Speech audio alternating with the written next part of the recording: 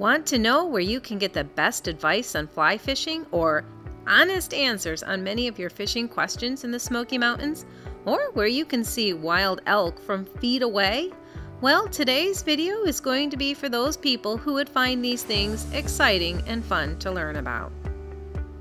Welcome to Bear Facts, where we explore the Smoky Mountains one bear fact at a time. So this video was one that was inspired by some fellow travelers we met along one of our hikes. I love how often you meet so many amazing people when hiking the Smoky Mountains. The best conversations usually take place about the point where you're exhausted and staring up another 1,000 feet of elevation, wondering what were you thinking when planning this hike? And right next to you is another person wondering that same exact question. With so much in common, you start talking. And since I'm always looking for unique video ideas, I usually like to ask others what plans they have for their Smoky Mountain trip. One family we were talking to mentioned they were thinking of heading down to Newfound Gap and Clingman's Dome. Since we're pretty familiar with the area, I asked if they planned on going to Cherokee to see the elk after. This lit the eyes of the father in the family, and I could see his excitement over the idea. I can tell that this wasn't something he had thought of or even known of, and the family's plans changed on the spot. I think the mom and kids just wanted to get back down the mountain to get into an air-conditioned car, but it seemed to appeal to all of them just the same. On the way back down from the same hike, we stumbled on another exhausted couple who had brought a fishing pole. If I wasn't married to a serious fisherman myself, I would have thought this guy was crazy. Who brings a fishing pole on a hike up a mountain? The answer is simple: a truly hardcore fisherman. There are many people who actually do this, bring their fishing poles up hike trails to fish along the streams as they trek up the mountain. Of course, my husband and this guy hit it off immediately. What got me thinking was I needed to put more thought into looking at other aspects of vacationing in the Smoky Mountains. You can find so many videos on local attractions and hot spots. There aren't as many videos that talk about people who are serious about fishing or just want something different than another mountain coaster experience. So, with that in mind, I decided to talk about fish and elk all in one video. The first thing I'm going to talk about is fishing. If you're familiar with the Smoky Mountains, then you'll have learned that fishing is a sacred thing. There are two different kinds of Smoky Mountain fishing experiences to have: stocked and native fishing, and the rules and expectations are vastly different. In order to seek out the fish in the Smoky Mountain National Park, you'll need a valid Tennessee or North Carolina fishing license. Also, if you do decide to cast your line in these waters, the rules and etiquette are different from the lower elevations where you'll find the stock trout populations. Keep in mind that the second you step foot in the Smoky Mountain National Park, you are entering the domain of the native population. The Smoky Mountains are not stocked. This is mainly due to the delicate nature of the mountain habitat and the brook trout that call them home.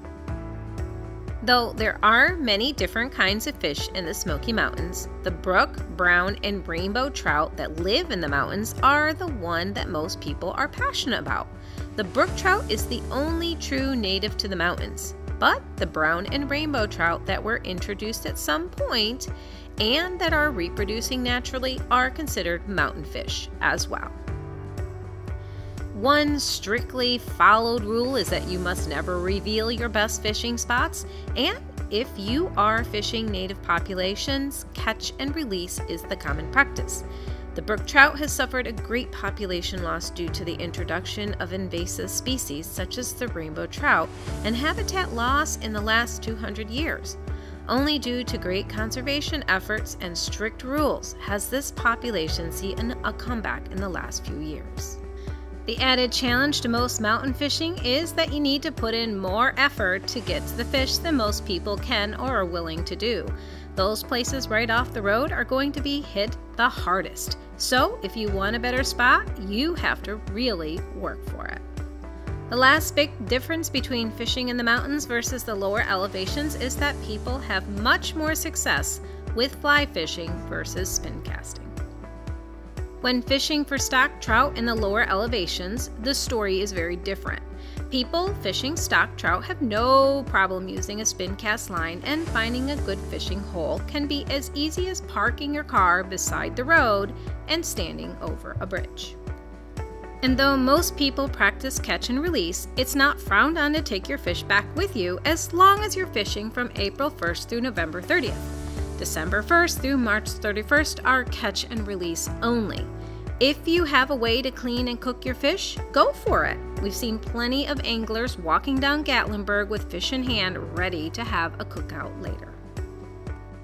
There are a few other differences with fishing in Gatlinburg that you might also need to know.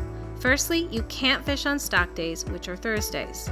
Also, you are required by law to buy a license or permit to fish in Gatlinburg.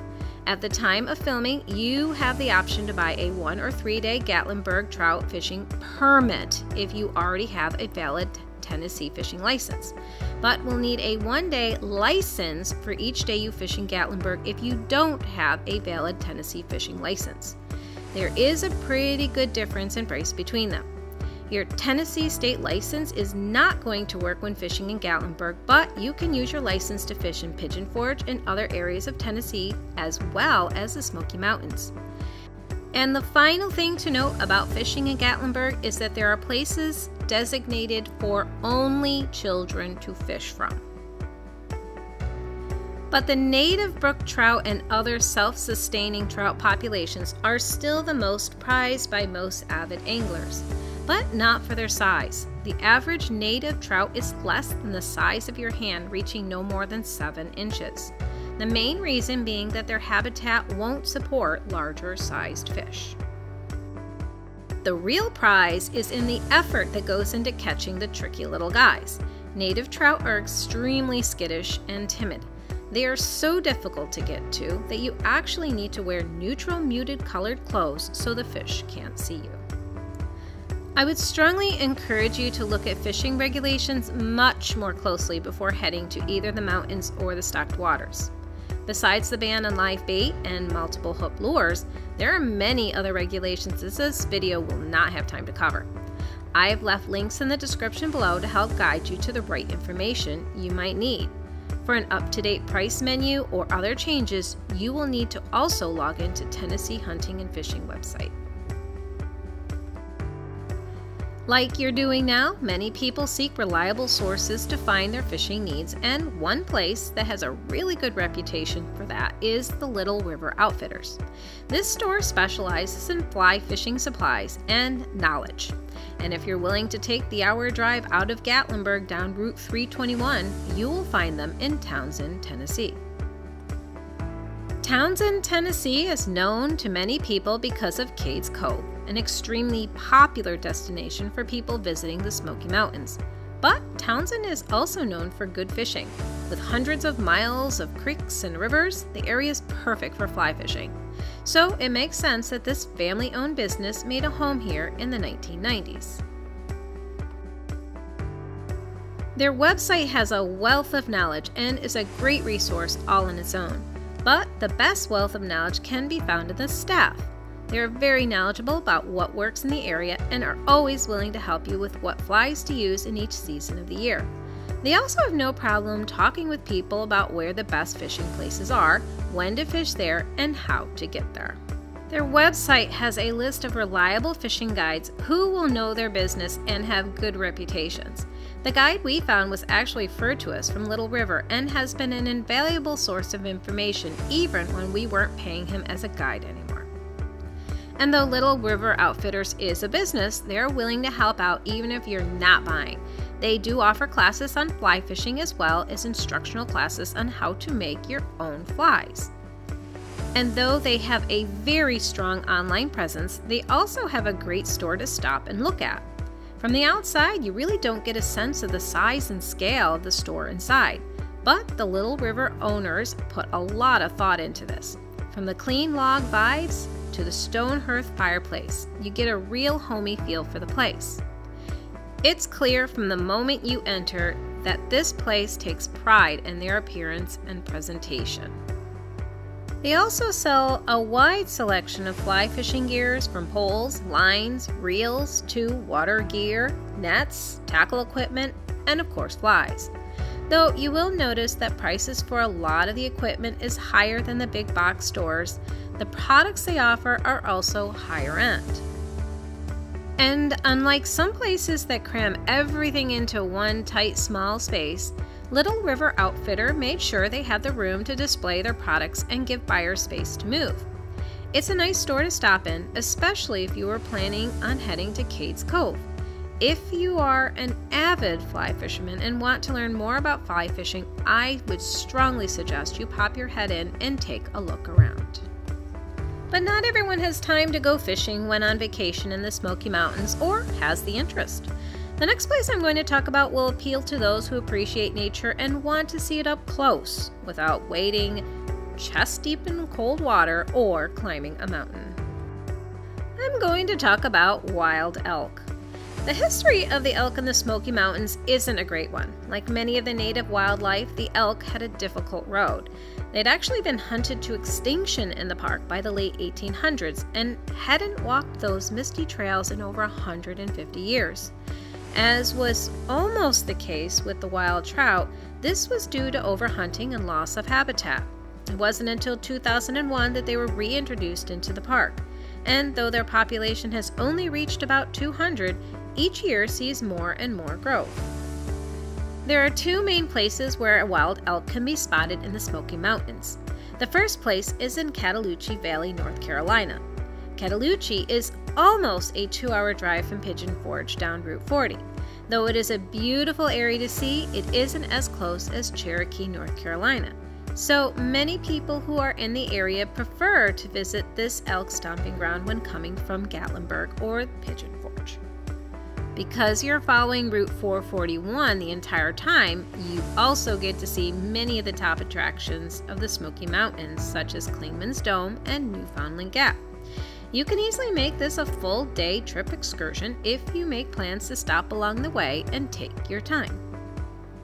Though you might get lucky and spot elk before you get to the Conaloofty Visitor Center, you are more likely to catch a glimpse of them at the actual visitor center. The elk seem to like photographs and have no problem hanging around as tourists take photos from their cars or feet away. But don't let their docile manner fool you. They are still wild animals and should be treated as such. There are signs that ask visitors to keep off the grass fields if the elk are present, and it isn't a good idea to walk up to one of the animals and try to get a selfie.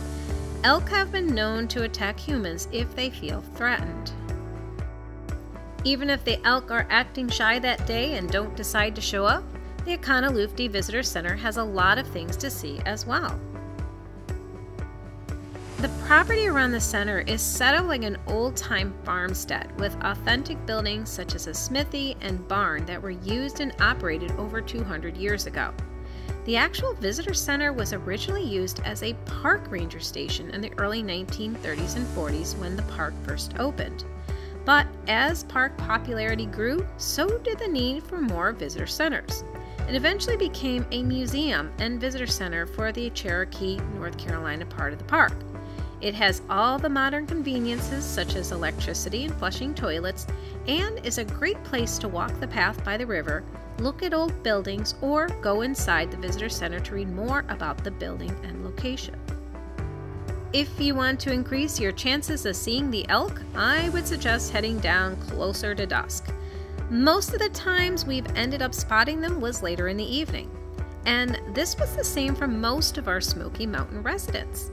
The bear, elk, and deer are much more active in the evenings. But they are wild animals and can't be expected to perform on our schedule. So keep that in mind when trying to catch a glimpse of them. Well, as always, I thank you for visiting my channel and watching my video.